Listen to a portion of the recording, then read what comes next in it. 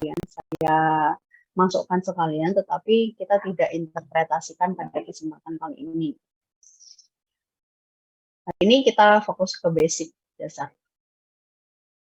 Jadi kita akan lakukan analisis regresi linear, bisa dilakukan dengan menu analyze. Nah, kemudian masuk dalam regression.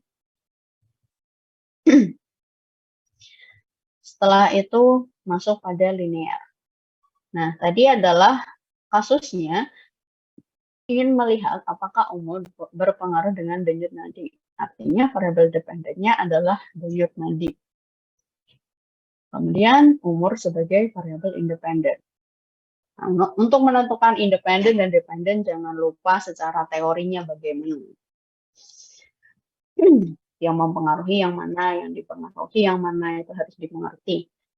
Nah, setelah itu bisa diklik pada statistik, centang di estimate, ditambahkan confidence interval pada level 95% karena kita pakai alpha 0,05. Bisa ditambahkan centang pada deskriptif. Lalu tadi salah satu asumsi dari regresi linear adalah tidak terjadi multikolinearitas. Itu bisa dideteksi dengan mencentang collinearity diagnostik. Ini tetap kita centang saja walaupun nanti tidak kita interpretasi. Nah, kemudian untuk residual, salah satu asumsinya tidak terjadi autokorelasi. Untuk melihat, untuk mendeteksi itu, kita bisa lihat berdasarkan nilai Darwin-Watson. Coba kita centang saja, kemudian klik continue. Lalu pada plot. Nah, dalam asumsi kita harus ngecek apakah terjadi heteroskedastisitas atau tidak, dan itu apa kita tidak bahas, tapi kita masukkan saja. Z prediksi masuk ke X, kemudian nilai Z residual masuk ke Y. Nah, asumsi yang lainnya adalah residual berdistribusi normal. Itu bisa kita lihat dari histogram dan normal probability plot. Setelah itu bisa diklik continue. Untuk yang lainnya saya tidak ingin menyimpan nilai hasil prediksi, misalkan apakah yang ini juga dibiarkan saja, lalu bisa diklik OK. Nah, dalam kesempatan ini yang saya tekankan adalah di tabel koefisien ya. Coba kita kembali ke sini, sudah saya kopikan di sini bahwa ada tabel hasil analisis regresi linear. Kan tadi pertanyaannya adalah buat persamaan garis regresi dan prediksi denyut nadi saat umur 30 tahun. Nilai koefisien regresinya yang mana? Ya, cari aja. Di sini kan ada unstandardized koefisien. Berarti di sini adalah koefisien regresi. Ini dilambangkan dengan B gitu ya. Nah, konstanta ini sebagai B0-nya atau interceptnya. Dia 83,298. Kemudian ada variabel umur. Kemudian variabel independennya umur. Nah, ini adalah nilai dari B1. B1 berarti min 0,260. Artinya, persamaan garis regresi yang terbentuk adalah seperti ini.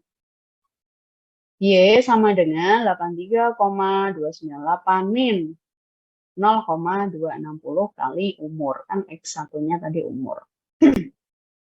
Jadi, berdasarkan persamaan ini, kita bisa memprediksi berapa besar denyut nadi ketika orang berusia 30 tahun. Ya kan tinggal dimasuk. Saya heran ya, kenapa di kelas ini nggak ada yang bisa menjawab tadi pertanyaan saya. Nah, tinggal masukkan saja. Kalau teman-teman dulu di SMA belajar matematika, kalau ada fungsi tertentu, kemudian ada yang diketahui, kan tinggal dimasukkan saja. Nah, kemudian unstandardized coefficient di sini menunjukkan besar perubahan variabel dependen. Jadi diingat-ingat variabel dependennya apa? Oleh suatu variabel independen ketika variabel independen yang lain dianggap konstan.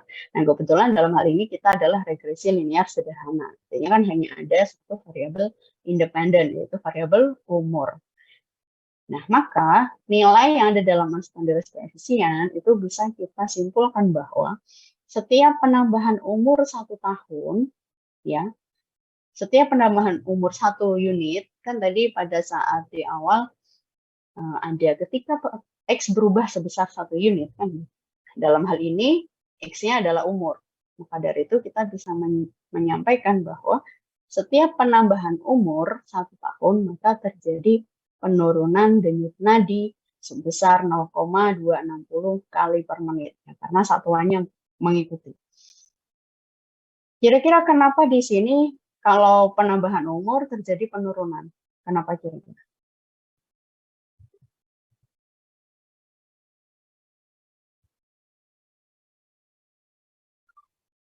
Kenapa?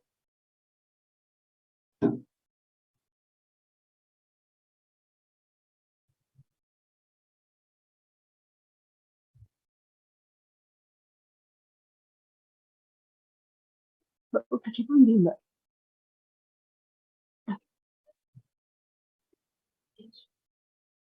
Ayo, kenapa? Karena izin menjawab, Ibu. Ya. Karena pembuluh darahnya kurang elastis. Dan kita tidak berbicara bagaimana kondisi pembuluh darahnya ya, tapi kenapa di sini maksudnya bukan secara patofisiologisnya, tapi dari sisi ini hasil analisis statistiknya. Nah, setiap penambahan umur 1 tahun maka terjadi penurunan denyut nadi sebesar sekian. Nah, ini kan angkanya didapat dari mana kan gitu. Nah, ini angkanya ya didapat dari nilai B. Kenapa? Kalau umurnya bertambah kok denyut nadinya menurun? Nah, karena tandanya di sini kan negatif. Negatif itu berkebalikan. Jadi kalau dalam statistik itu kita logikanya harus main juga, gitu ya. Oh, artinya ketika umur naik 1 tahun berarti denyut nadinya nilainya berubahnya berapa? Ya karena ini tandanya negatif berarti berubah menjadi menurun 0,260 itu. Oke, ada pertanyaan?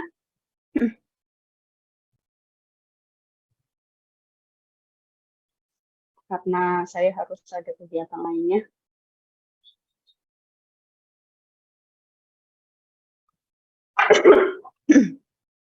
Tidak ada? Oke, kalau tidak ada silakan untuk dapat dilanjutkan pembelajaran secara mandiri ya. Coba dipahami betul-betul bagaimana dari konsep dikorelasi, diregresi, sehingga nantinya akan bisa lebih paham lagi. Karena evaluasinya nanti di UAS ya. Oke, jika tidak ada lagi yang ditanyakan, perkuliahan hari ini saya cukupkan. Ada yang tidak masuk?